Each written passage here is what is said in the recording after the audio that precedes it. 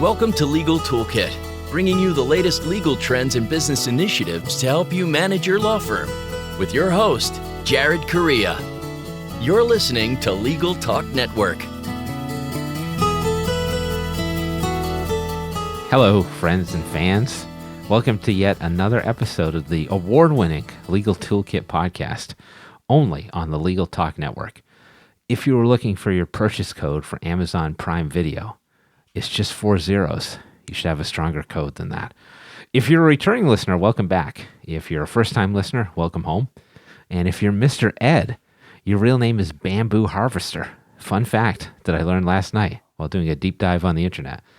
As always, I'm your show host, Jared Correia, and in addition to casting this pod, I'm the CEO of Red Cave Law Firm Consulting, which offers subscription-based law practice management consulting services for law firms, bar associations, and legal vendors.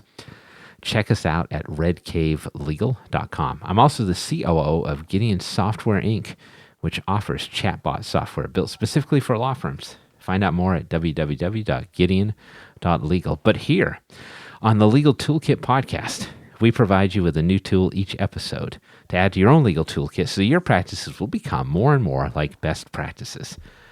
In this episode, we're going to talk about something that is on everybody's minds right now, which is creating a viable distributed workforce in the modern environment, which is a real treat for everyone, I know. But before I introduce today's guest, let's take a moment to thank all of our sponsors.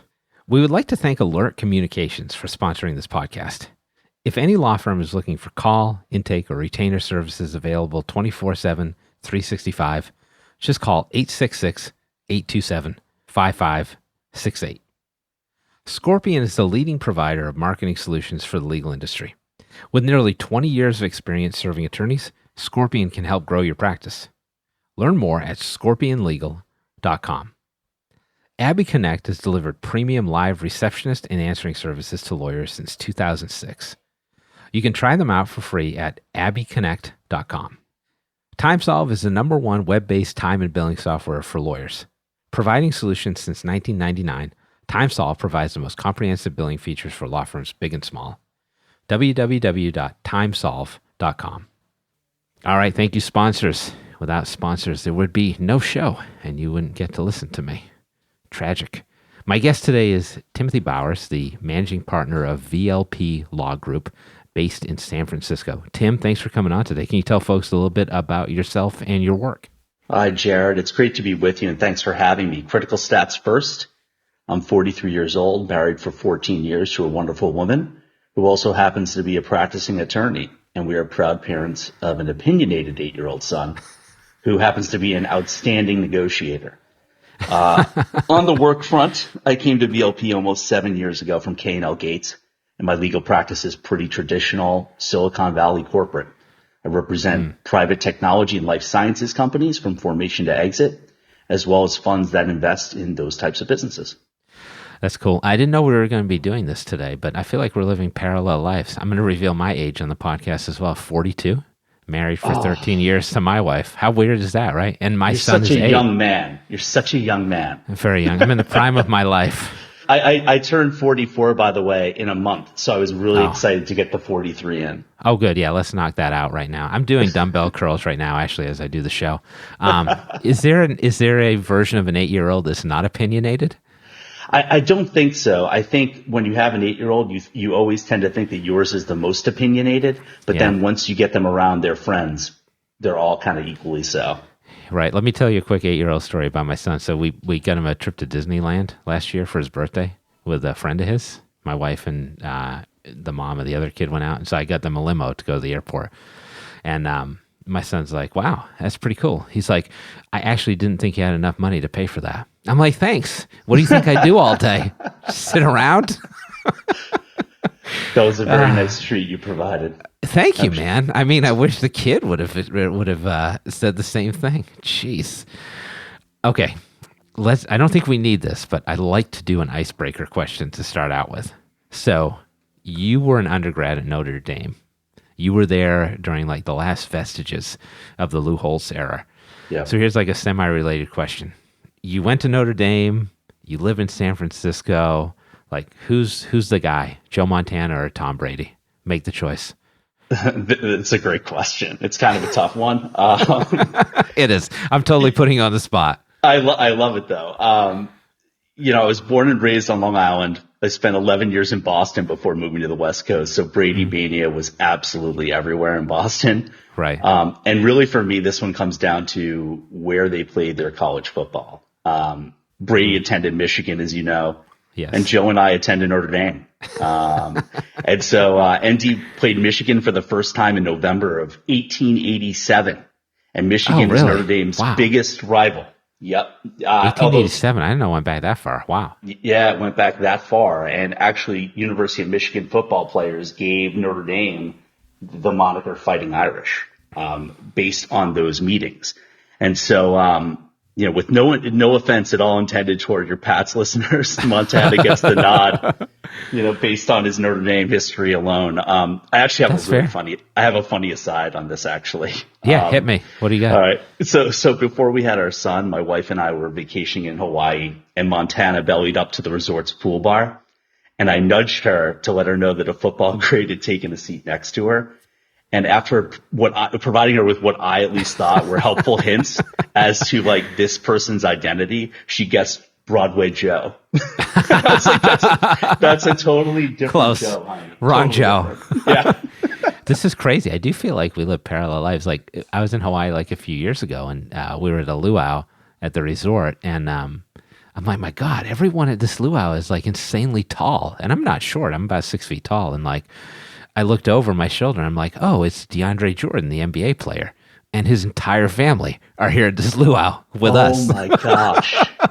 How cool is that? That's really funny. Yeah, Hawaii's great for that, meeting people. But I think we can all agree that in probably 10 years from now, we'll be talking about debating Tom Brady, Joe Montana, and Drew Lock of the Denver Broncos. So, Lock is definitely a lock for that debate. Absolutely. Sorry, Absolutely. that was a layup. No, well played. That was worth it. All right, let's make the sponsors happy. Let's drill down into legal, right? Yeah. We're all sitting here, economic downturn, right? I think a lot of people kind of expected that there would be an economic downturn around this time. These things tend to be kind of cyclical. There was a recession 10 years ago or so, 10 years ago before that. I don't think, however, that anybody predicted exactly how this was going to go down. So as somebody who has been through economic downturns, recessions in the past, what do you think makes this one different? Yeah, this one's really different. Yeah. When the pandemic hit, there was nothing fundamentally wrong with the economy.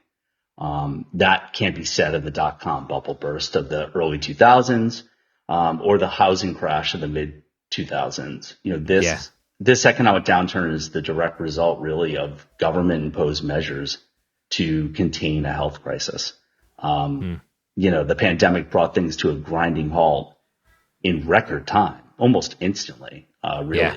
Businesses shutting their doors, hundreds of millions of citizens locked down, and tens of millions just unemployed in a matter of a few weeks. So this is just nothing like this has obviously happened in our lifetimes. So it's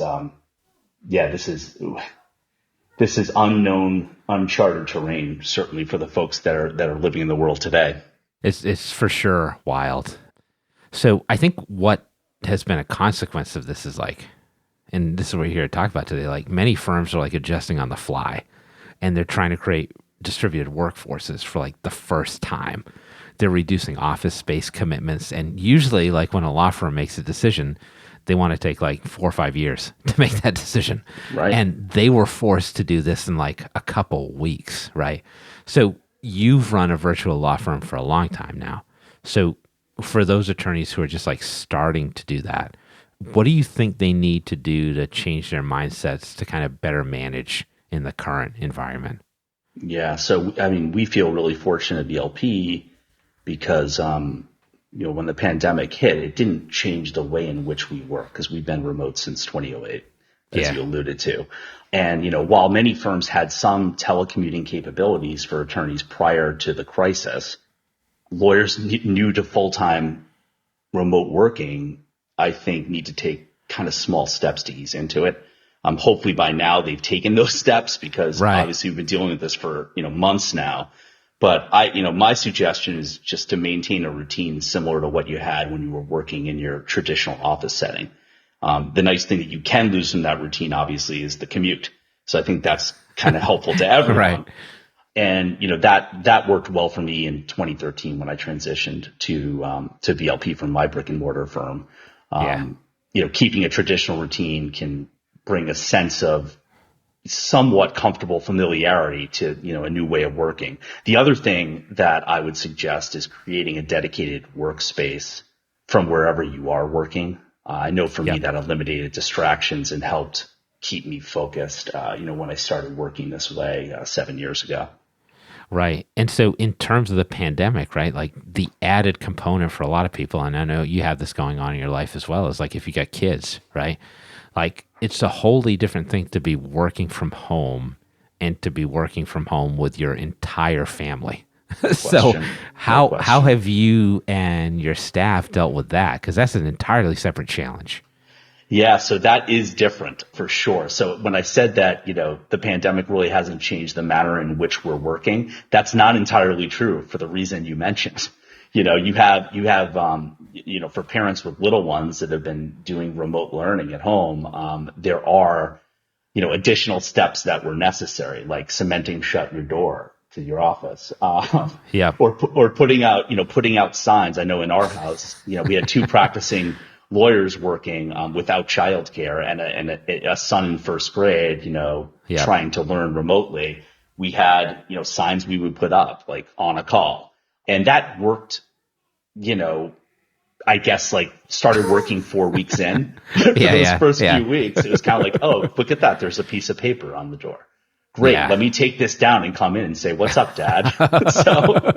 So it's definitely, that definitely was an added challenge. I think, everyone's been feeling that stress, obviously not just lawyers, but every person in the workforce is feeling that right now. Right. I think kids have been like remarkably well adjusted given what's happened, frankly. I think they're doing better than us. Yeah. I think so too. I think so too. Like we're all freaking out. They're just like, whatever, go with the flow. And my son was like, quarantine is great. I don't have to go to school. I can hang out and watch Netflix. I don't have to wear pants. He's like, I'm living my best life. It is pretty extraordinary. The screen time has been problematic, no question. I'm sure there'll be consequences down the road that we'll face as parents. Right. I want to ask you one more pandemic-related question, but I'm going to take a break first, and we're going to do that after the commercial. So let's take that break now. We've reached the end of the first part of our show, and let me draw your attention to some more words from our wonderful sponsors. Now more than ever, an effective marketing strategy is one of the most important things your law firm can have, and Scorpion can help. With nearly 20 years of experience serving the legal industry, Scorpion has proven methods to help you get the high-value cases you deserve. Join thousands of attorneys across the country who have turned to Scorpion for effective marketing and technology solutions. For a better way to grow your practice, visit scorpionlegal.com. As the largest legal-only call center in the U.S., Alert Communications helps law firms and legal marketing agencies with new client intake. Alert captures and responds to all leads 24/7, 365 as an extension of your firm in both Spanish and English. Alert uses proven intake methods, customizing responses as needed, which earns the trust of clients and improves client retention. To find out how Alert can help your law office, call 866-827-5568 or visit alertcommunications.com/LTN. All right, everybody. Thanks for coming back. I've returned from eating an entire bag of Skittles because that's what you do in quarantine. So let's get back to our conversation with Tim Bowers of VLP Law Group. We're talking about what it's like to build and manage a virtual law firm with a distributed workforce. So, Tim, can I ask you one more pandemic-related question before we get into other issues? Sure. So hopefully, God willing, this whole thing will be resolved soon. Maybe we get a vaccine. Maybe we reach herd immunity. Maybe we just all inject bath cleaning products into ourselves to solve this problem. So when things are back to normal, and by normal, I mean like people are actually willing and able to associate with each other without wearing personal protective gear, right? What does law practice look like on the other side of this thing? Yeah, I mean, that's really the ultimate question. I think one thing is certain, there'll be no quick return to business as usual. The pandemic will have a long tail, and traditional firms need to be prepared for what that tail will look like. I anticipate that probably for a very long time, lawyers will have great trepidation about returning to crowded office buildings. In congested urban centers with commutes on public transportation in uncomfortably tight quarters. I don't care how much hand sanitizer and PPE you have. That's scary stuff. Right. We've seen some tech companies taking a smart approach. They're allowing folks to work remotely for as long as they'd like, and they'll agree to provide those folks with the tools necessary to be successful. I think law firms should extend the same offer, to their employees. Yep. I also anticipate that firms will start dumping expensive commercial real estate, especially if the new normal is increased remote work and a bunch of vacancy in those expensive spaces. I think so too. Absolutely. And it's no secret that traditional law firm overhead is really bloated, and real estate accounts for a substantial portion of that bloat. So, I think this is going to be with us for a really long time. Yeah, no, I agree. Yes, it's really interesting. Personally, I did not really enjoy commuting before any of this happened. That's surprising. Most people really love it. I know, it's true, right? But I'm the dude who's got I've got hand sanitizer with me wherever I go. Prior to this, people are like, "Do you have enough rubbing alcohol?" I'm like, "Oh yeah, I'm always fully stocked on rubbing alcohol." So you saw this coming, Jared. No, I'm just like Howard. I'm just like Howard Hughes, basically, or Stern, or a Mandel. Yeah, exactly. So any of those guys. All right, so let's leave the pandemic discussion behind because I know there's a lot of fatigue about that. So, in a distributed workforce model like yours, where employees are working across the country, potentially across the world, actually, right? I think a concern lawyers have is how would they get to know each other?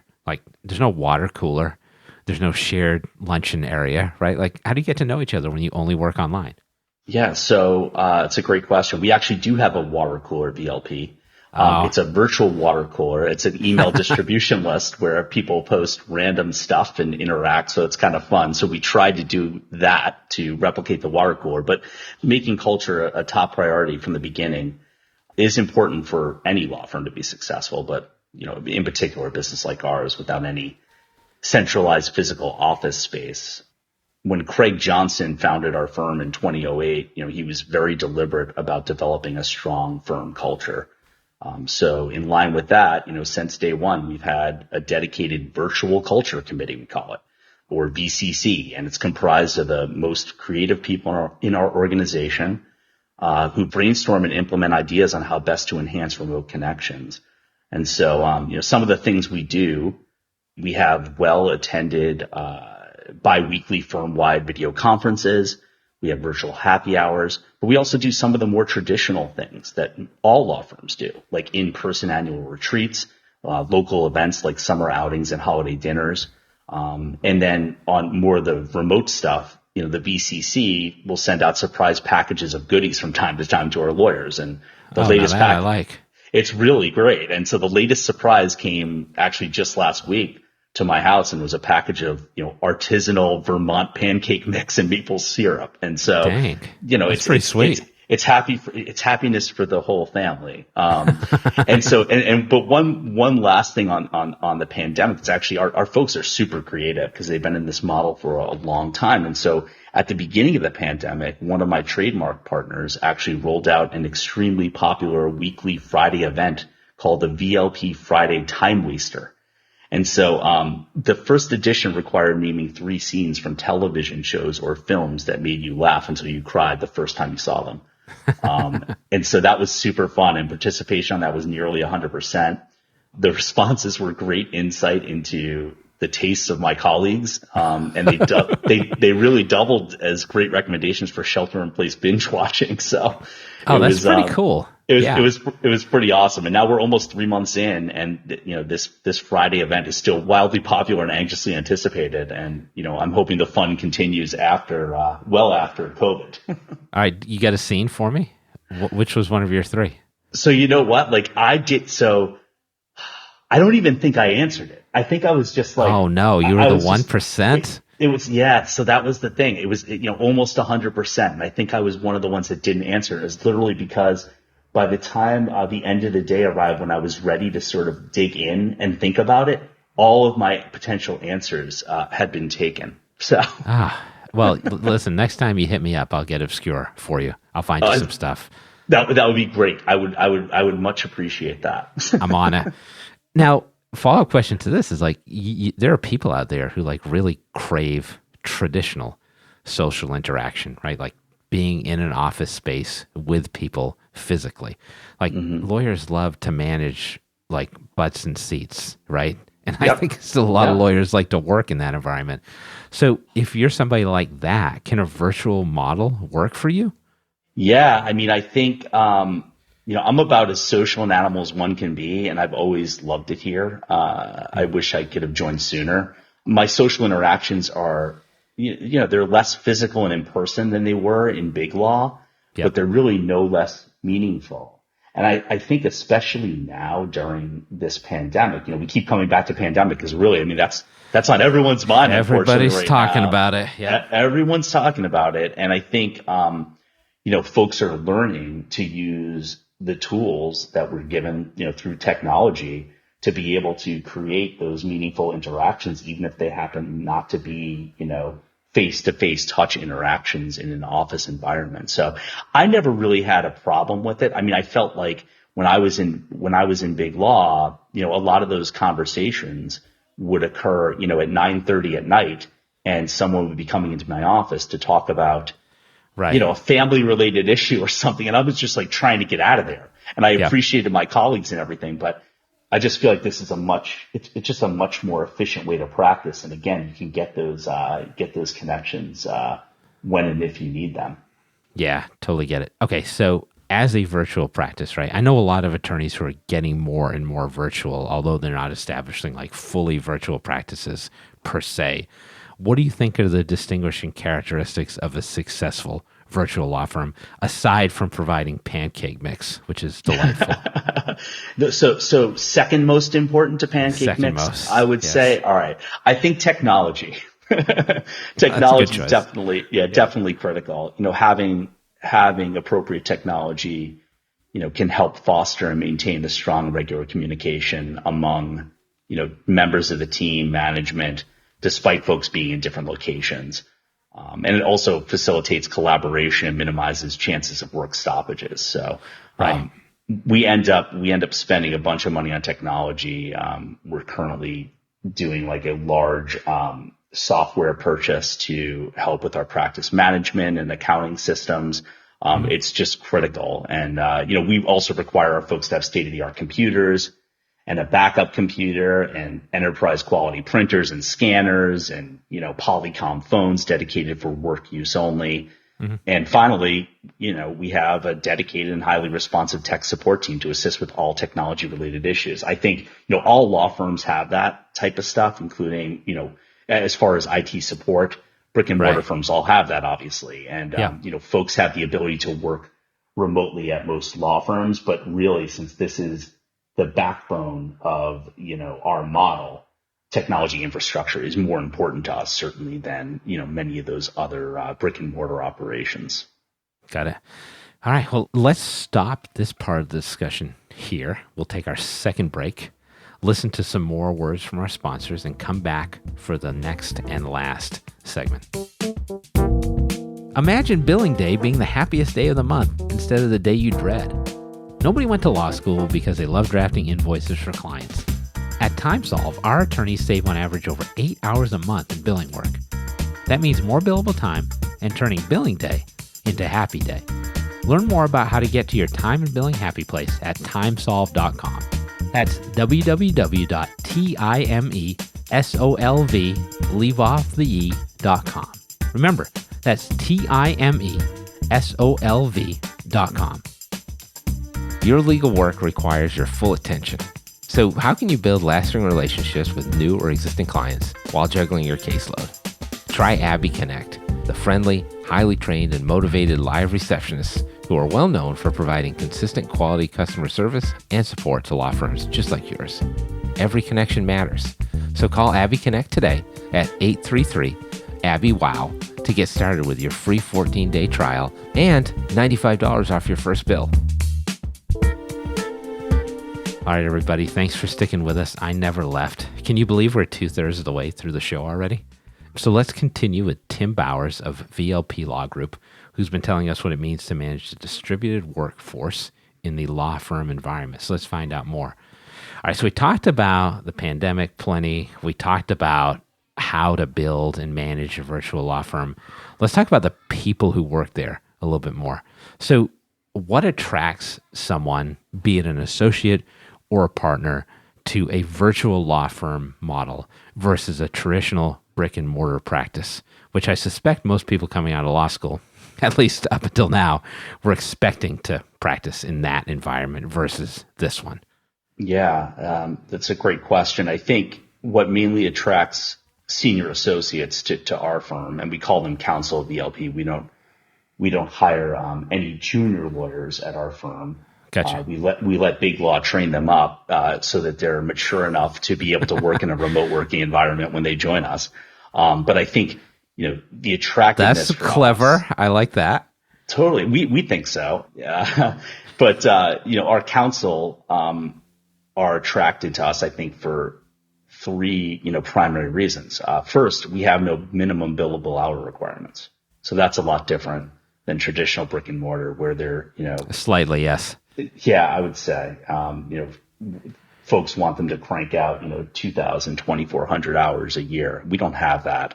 Second, they can work on the same types of sophisticated transactions across from the best law firms in the world, just like when they were working at the AmLaw 100 firms from which we recruit. Mm-hmm. The quality of the work here is spectacular, and the quality of the lawyers here is spectacular. So that's attracted to them too, because you wouldn't think maybe that a firm of our size working in the model in which we work has the type of quality work we have. So we're fortunate for that. And number three, they have that incredible flexibility of working from wherever they want, provided that they're barred in the state in which they're practicing. We require that, of course. And then for partners, candidly, our overhead is such that they make much more money here than they would in big law. And it's just, comp talks, and so I think folks here, partners here, are very well compensated. And at VLP, they also happen to be able to call some of the most talented lawyers, at least I've ever practiced with, their colleagues. So it's good. I just want to know, how many hours do you have to build to get on the pancake mix package? 100, 200? Even for that, there's no minimum billable requirement. However, if you're billing less than 100, maybe we'd have to talk and not send you a package. But fortunately, we don't have that issue. So let's extend that conversation of partnership comp, because that's interesting. How does partnership compensation work in a virtual law firm with a distributed workforce model? Because I don't think many people are familiar enough with that model to know the answer to that follow-up question. Yeah, so we're really formulaic here with respect to partner comp. We're basically eat what you kill. And so that means we don't have a comp committee, so there's no political positioning or bickering at the end of the year. And those are the types of things that have brought down, many law firms, those types of arguments at the management level. We have no capital contribution to the firm, so you don't need to buy into the partnership when you join. But again, you don't, it's eat what you kill. You don't get paid unless your clients pay. So really, folks here are incentivized to take on really good clients that are low credit risks, because if they take on folks that aren't, that are high credit risks, they won't get compensated as partners. As part of the eat what you kill, the firm takes a small percentage as a management fee to keep the lights on. The lights here aren't very expensive to keep on because there aren't many of them, because we are virtual. But we do have, we're like a law firm really in every other way other than the fact that we work remotely. So we pay a general counsel, we have a head of HR, we pay an IT department, we pay an accounting staff. So that percentage, that management fee, goes to those things. Makes sense. All right. So, in general, I'd like to think that a virtual law practice environment will work for literally any lawyer. But in your experience, has that been true? Are there people or are there practice areas that just don't work out in a model like this? Yeah, so I would say that our one trepidation was about adding a litigation practice. How would we create war rooms and conduct depositions without physical conference spaces? And as it turns out, technology fixed that. And we hired our first litigator last year, and he's thriving in our model. So to directly answer your question, Jared, I believe that a virtual law firm model can work for any lawyer in any practice area. And we continue to try to prove that out at VLP. Beautiful. Full stop. Let's end it right there. That's a great place to stop. So sadly, however, we've reached the end of yet another episode of the Legal Toolkit podcast here on the Legal Talk Network. This was the one where we talked about how to manage a virtual law firm with a distributed workforce model, and we've been chatting with Tim Bowers of VLP Law Group. Now, I will be back on future shows with further insights into my soul, the soul of America, or what's left of it, and the legal market. If you're feeling nostalgic for my dulcet tones, however, you can check out our entire show archive anytime you want at LegalTalkNetwork.com. So thanks again to Tim Bowers of VLP Law Group for making an appearance as my guest today. Tim, can you tell everyone out there how they can find out more about you and VLP? Sure. Yeah, you can visit us at VLPLawGroup.com, or if you want to learn more, you can email me directly, tbowers@VLPLawGroup.com.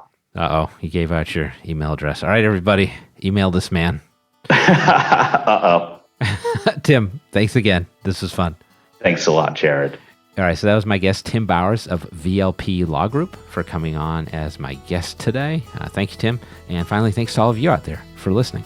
This has been the Legal Toolkit Podcast, where the briefcase always contains Marcellus Wallace's soul.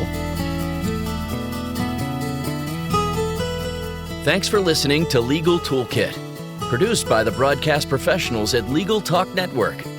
Join host Jared Correia for his next podcast covering the current business trends for law firms. If you'd like more information about today's show, please visit LegalTalkNetwork.com. Subscribe via iTunes and RSS. Find Legal Talk Network on Twitter, Facebook, and LinkedIn. Or download the free app from Legal Talk Network in Google Play and iTunes. The views expressed by the participants of this program are their own and do not represent the views of, nor are they endorsed by, Legal Talk Network, its officers, directors, employees, agents, representatives, shareholders, and subsidiaries. None of the content should be considered legal advice. As always, consult a lawyer.